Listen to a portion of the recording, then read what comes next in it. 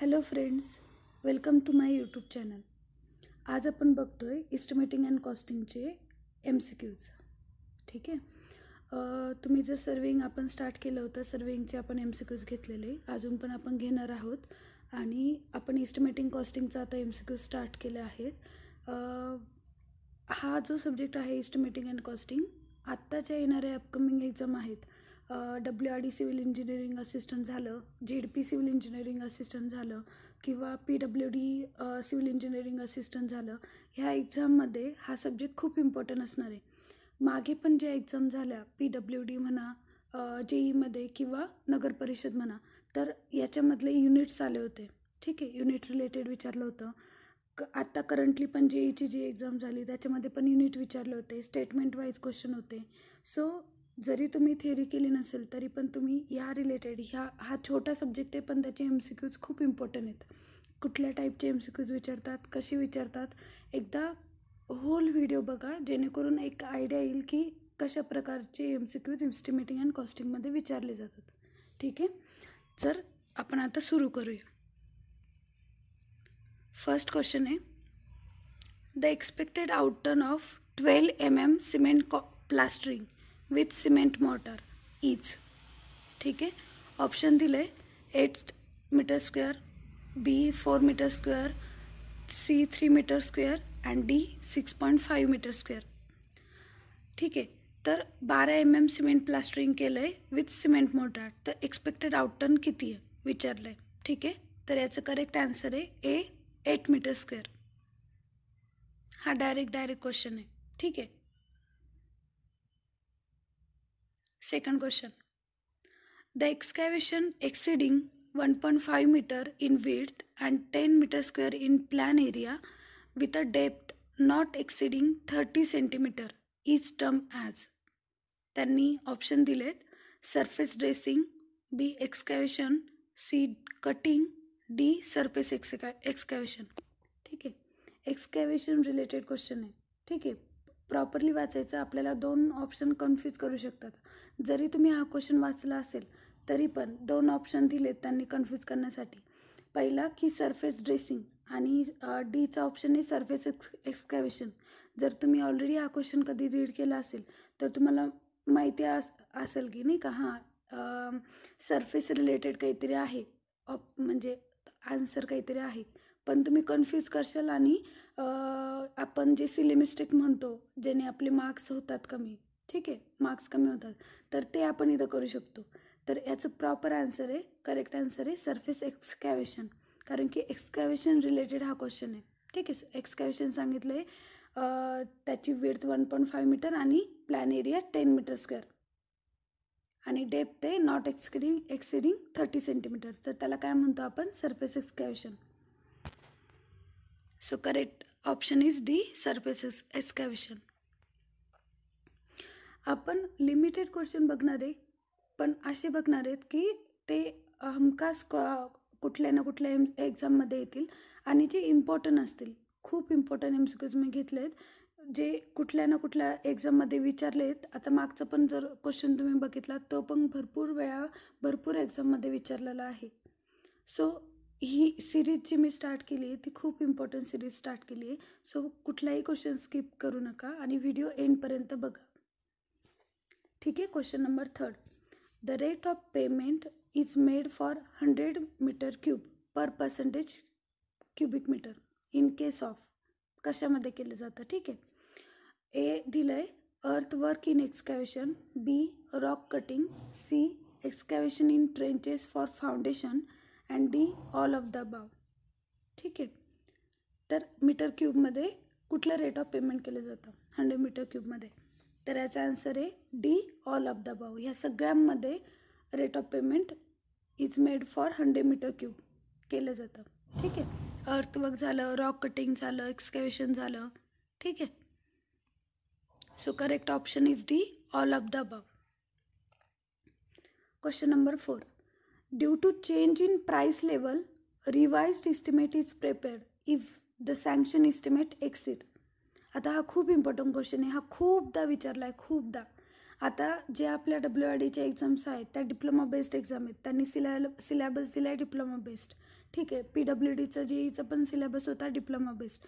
जेव्हा diploma based exam झालेल्या आहेत, याआधी पण ज्या झाल्या होत्या 2016मध्ये, 2019मध्ये किंवा 2014मध्ये पण, तेव्हा हा क्वेश्चन खूपदा रिपीटेड झाला आहे की रिवाइज इस्टिमेट जर सँक्शन इस्टिमेटसाठी असेल किंवा ॲडमिनिस्ट्रेटिव्ह अप्रुव्हलसाठी असेल तर 5% आणि 10% ह्या दोन कॅटेगरीजमध्ये ते 2 टाईपच्या क्वेश्चनमध्ये हा क्वेश्चन येतो. 5%मध्ये येतो आणि 10%मध्ये येतो. ठीक आहे. तर हा खूप इम्पॉर्टंट क्वेश्चन आहे. ऑप्शन दिलेत त्यांनी 4%, 5%, 2% अँड 2.5%. याचं म्हणजे पाठच करून ठेवा तुम्ही आन्सर की याचा आन्सर येतं 5% जर सँक्शन इस्टिमेट दिलं असेल तर. ठीक आहे. आणि रिवाइज इस्टिमेट रिलेटेड क्वेश्चन असेल तर. सो करेक्ट ऑप्शन इज बी 5%. आणि जर त्यांनी ॲडमिनिस्ट्रेटिव्ह अप्रुव्हल रिलेटेड विचारलं असेल तर त्याचा आन्सर येतं 10%. Should not be exceeded 10%. Question number 5. If the formation level of highway has a uniform gradient for a particular length and the ground is also having a longitudinal slope, the earthwork may be calculated by. ठीक आहे. Earthwork कशाने calculated करायचं, हा शेवटी जी end line आहे ना ती पहिल्यांदा वाचायची, नंतर होल डिटेल वाचायचं. कारण की क्वेश्चनची लाईन जेव्हा मोठी असते ना तर तेव्हा डायरेक्ट एंडला यायचं आणि तिथून स्टार्ट करायचं की काय विचारलं आहे आणि ऑप्शन बघायचे डायरेक्ट. आणि जर ऑप्शनवरून पण समजलं नाही तर मग होल डिटेल थोडा क्वेश्चन वाचायचा, थोडा टाईम घेतला तरी चालेल. पण मोस्ट ऑफ आपल्याला एंड लाईनवरूनच समजून जातं की क्वेश्चन कशासाठी विचारलं आहे. ठीक आहे. ऑप्शन आहे prismoidal formula, B mid sectional formula, C trapezoidal formula and D all of the above. ठीक आहे. तर त्यांनी कॅल्क्युलेशन अर्थवर्कचं कोणत्या फॉर्म्युल्याने आपण करतो हे विचारलं. तर या सगळ्या फॉर्म्युल्याने आपण करतो. Prismoidal formula, mid sectional formula, trapezoidal formula, या सगळ्या फॉर्म्युला. सो याचा आन्सर येतं ऑल ऑफ द अबव. आता इथं अजून मी थोडेसे पॉईंट सांगते की आता हा त्यांनी क्वेश्चन विचारला आहे की अर्थवर्क कशाने कॅल्क्युलेटेड करता. तर याचा फिरून दुसरा क्वेश्चन काय विचारू शकता आणि विचारलेला पण आहे, आपण तो पण जर नेक्स्ट याच्यामध्ये घेतला तर तो पण आपण घेऊ. म्हणजे तुम्हाला व्हॅरिएशन कळेल की सेम क्वेश्चनमध्ये डिफरन्स व्हॅरिएशन कसे येतात. तर याच्यामध्ये काय विचारतील ते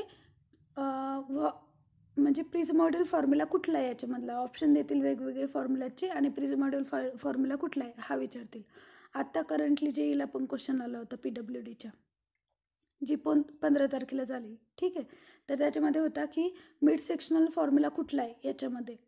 ठीक आहे. किंवा मिड सेक्शनल फॉर्म्युला यूज करता की नाही त्याच्यामध्ये ऑप्शन दिले होते.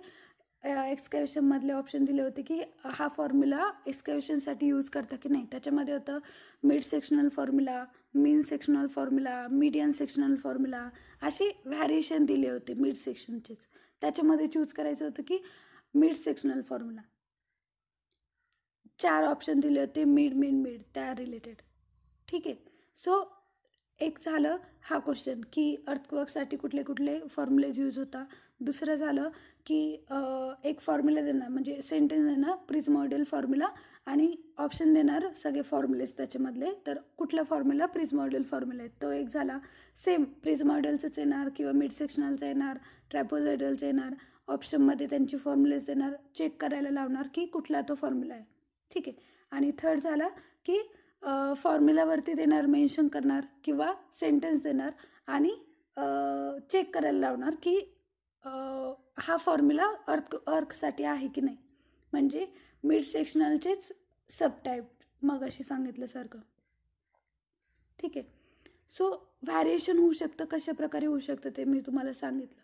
आणि हेच मी प्रत्येक जे पण सिरीज आपण स्टार्ट केली आहे, सर्वे झालं किंवा जे पण काही मी पॉईंट तुम्हाला सांगत असते हे प्रत्येक व्हिडिओत सांगितले आहेत.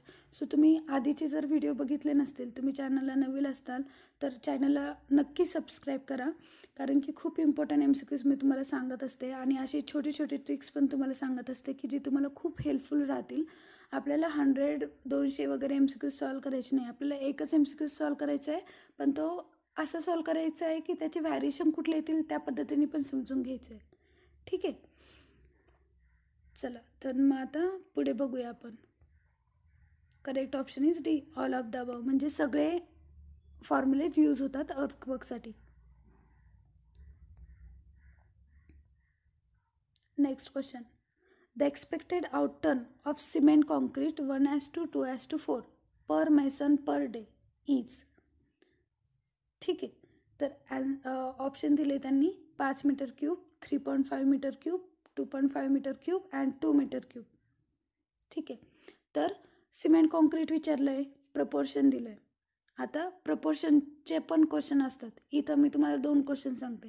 हा झाला एक्सपेक्टेड आउटटर्नचा क्वेश्चन, किती येतं. ठीक आहे, सिमेंट कॉन्क्रीटसाठी. दुसरा क्वेश्चन की प्रपोर्शन देणार M20, M10, M5 आणि खाली ऑप्शनमध्ये त्यांची प्रपोर्शन देणार 1:2:4, 1:2:3, 1:1.5:3 असे ऑप्शन देणार. मग तुम्हाला चूज करायचे की याचं ॲक्युरेट प्रपोर्शन काय. जसं असं 1:2:4चं प्रपोर्शन काय, म्हणजे ग्रेड कुठला आहे तो ग्रेड तुम्ही सांगा जर माहिती असेल कोणाला तर. ठीक आहे, हा झाला दुसरा क्वेश्चन. आता इथेच आपण 2 क्वेश्चन केले.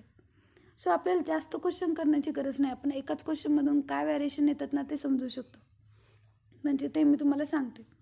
ठीक आहे, तर इथे त्यांनी विचारलं आहे आउटटर्न किती आहे सिमेंट कॉन्क्रीटचं. सिमेंट कॉन्क्रीट बघायचं, आउटटर्न बघायचं, हे विचारलं आहे आणि ऑप्शनमध्ये बघायचं. तर याचं ऑप्शन येतं डायरेक्ट 5 मीटर क्यूब. ठीक आहे, आन्सर एक सेकंड, हां, correct option is A, that is 5 metre cube. हे पार्टच असलं पाहिजे, कारण की हे खूपदा रिपीटेड होतं, खूप एक्झामला रिपीट झाले ते. असं आपण तिथं कॅल्क्युलेशन नाही करू शकत की आता प्रपोर्शन दिलं आहे, सिमेंट कॉन्क्रीट काढायचं आहे किंवा काय काही आहेत तसे क्वेश्चन, ते आपण घेऊ नेक्स्ट व्हिडिओमध्ये. बट असे काही क्वेश्चन आहेत ना ते की ते डायरेक्टच तुम्ही पाठ करा, कारण की आपल्याला ऑलरेडी आता मागच्या एक्झामला PWDची जी एक्झाम झाली 90 मिनिट होते. आपल्याला एवढा टाईमच नाही आहे की आपण 5 मिनटं एका क्वेश्चनला घालू, तिथं सॉल्व करू वगैरे. एस्टिमेशनचा पण झाला तर त्याच्यामुळे असे काही क्वेश्चन आहेत ना की जे खूपदा रिपीट होतात, ते मी तुम्हाला सांगेल आणि ते तुम्ही पाठच करा. सो तिथे तुमचा टाईम वाचेल. आणि आपल्याला जर समजा आपण MPSC देतो आहे, मेन्स देतो आहे, आता सिलेबस चेंज झाला आहे, त्याच्यामध्ये तुम्हाला थेरी वाईजच लिहायचं असतं. सो तिथे तुम्ही लिहू शकता किंवा प्रॅक्टिस ती करू शकता, ती तिथं गरजेची आहे MPSCमध्ये. पण जर तुम्ही डायरेक्ट रिक्रुटमेंटच्या एक्झामचा स्टडी करताय तर तिथं तुम्हाला डायरेक्ट 1 सेकंद 3 सेकंदमध्ये आन्सर द्यायचं असतं. तुमच्याकडं एवढा टाईम नसतो आणि ते पण तुम्हाला असे क्वेश्चन नाही विचारत की तिथं तुम्ही सॉल्व करून आन्सर देणार. तिथं तुम्हाला रिपीटेडच क्वेश्चन विचारणार, जे की ज्याचं डायरेक्ट आन्सर तुम्ही पाठ ठेवायचं ना, चूज करायचं आणि तेच तुम्हाला क्वेश्चन विचारणार. सो असे क्वेश्चन मी तुम्हाला प्रत्येक व्हिडिओमध्ये सांगेल की हा क्वेश्चन आहे ते तुम्ही पाठ करा आणि तो हमखास येतोच, खूपदा येतो. असं नाही की सिलेबस चेंज झाला आहे आणि आता डिफिकल्टी लेवल वाढली किंवा काय, तसं काही नाही आहे. ठीक आहे, तो एक्सपिरियन्सवरून सांगते, मला माहिती आहे की कसा पॅटर्न सेट होतो. ठीक आहे, तर तुम्ही प्रत्येक व्हिडिओ बघा. आता नेक्स्ट क्वेश्चन बघू आपण. 7. The expected outturn of half brick partition wall per mason per day is. आता हा पण डायरेक्ट क्वेश्चन आहे. आपण मागे सिमेंट कॉन्क्रीटचा बघितला, आता हाफ ब्रिक पार्टिशन वॉलचा आहे. एक्सपेक्टेड आउटटर्न प्रत्येक वेगवेगळ्या वर्कच्या रिलेटेड आहेत.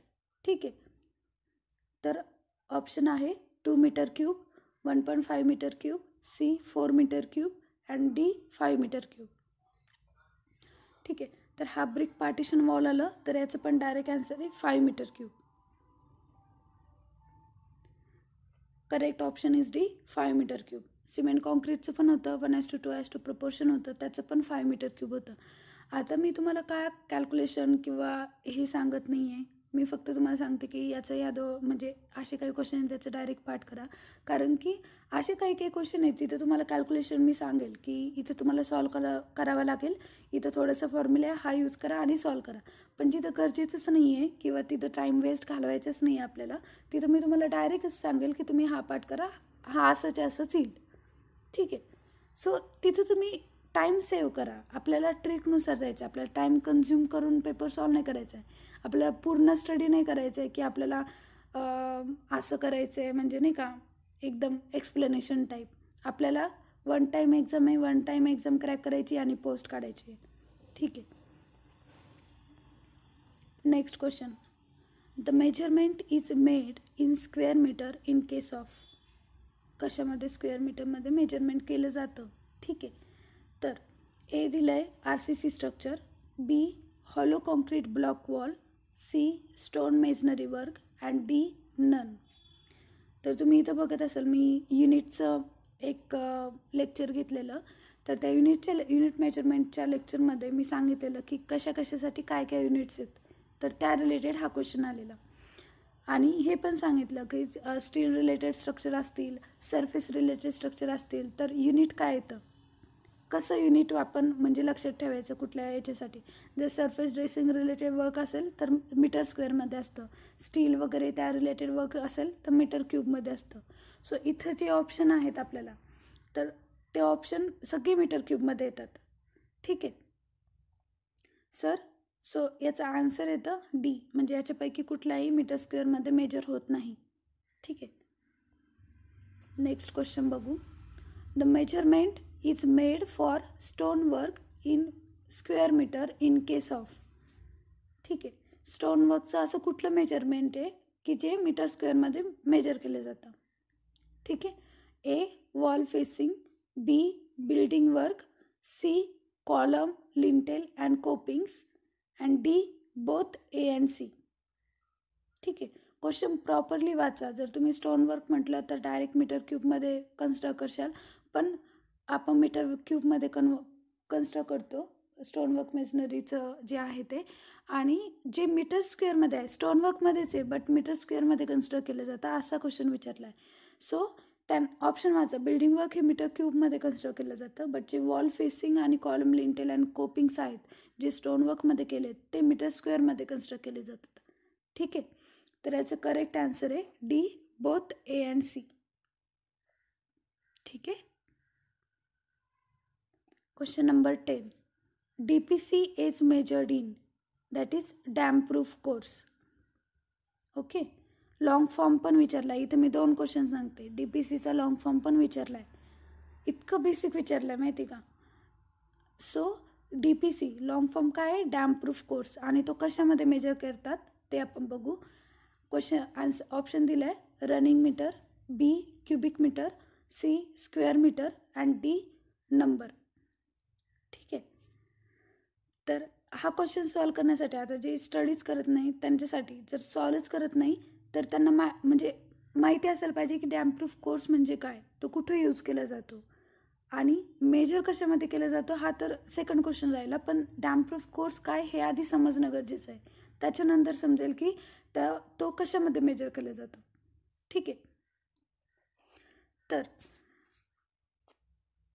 Option running metre, cubic metre हे डायरेक्टच कट होतं. नंबरमध्ये तर कन्सिडर केलं जात नाही.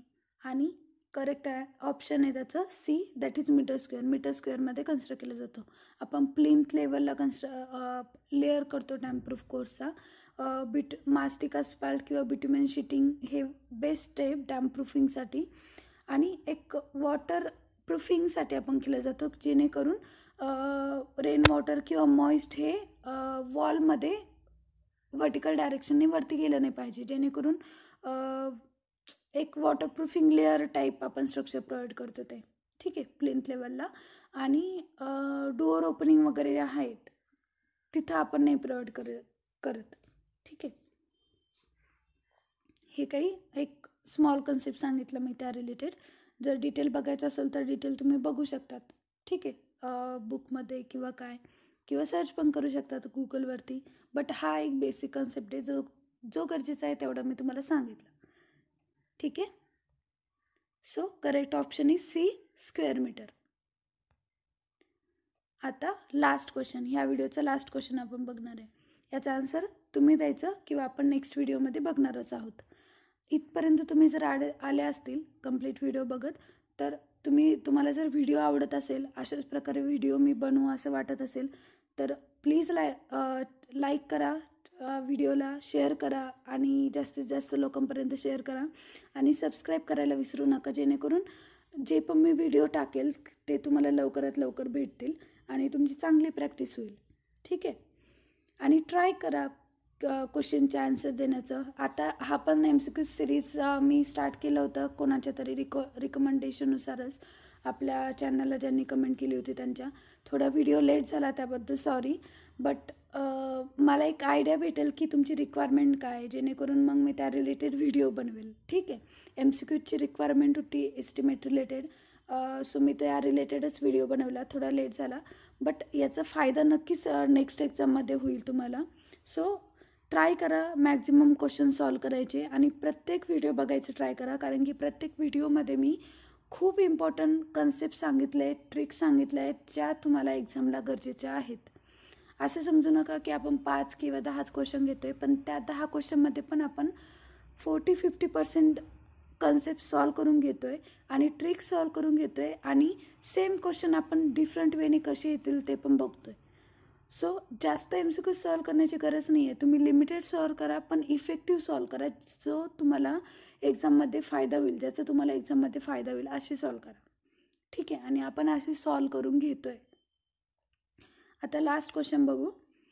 Carpet area does not include the area of option A the wall along with doors and the other openings, B kitchen pantry, C bathroom and laboratory and D none of the above.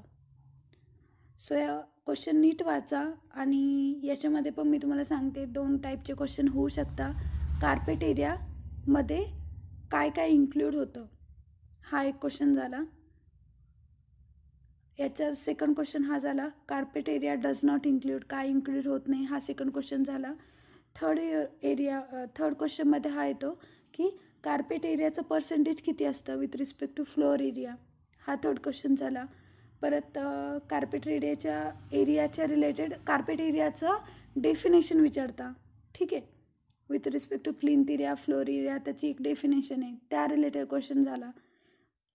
मी म्हणजे तुम्हीच बघा आता की एका क्वेश्चनमध्ये आपण 4 question घेतले. ते question आपण कसे फॉर्म होता किंवा काय ते आपण प्रत्येक सिरीजमध्ये बघणारच आहे, पण एका क्वेश्चनमध्ये तुम्ही 4 क्वेश्चन डिस्कस करू शकता. म्हणजे मी तुम्हाला सांगेल की काय काय क्वेश्चन याच्या रिलेटेड येऊ शकता. ठीक आहे. तर असेच व्हिडिओ कंटिन्यू बघत राहा आणि आवडल्यास चॅनलला लाईक करा, शेअर करा आणि सबस्क्राईब करा. थँक्यू.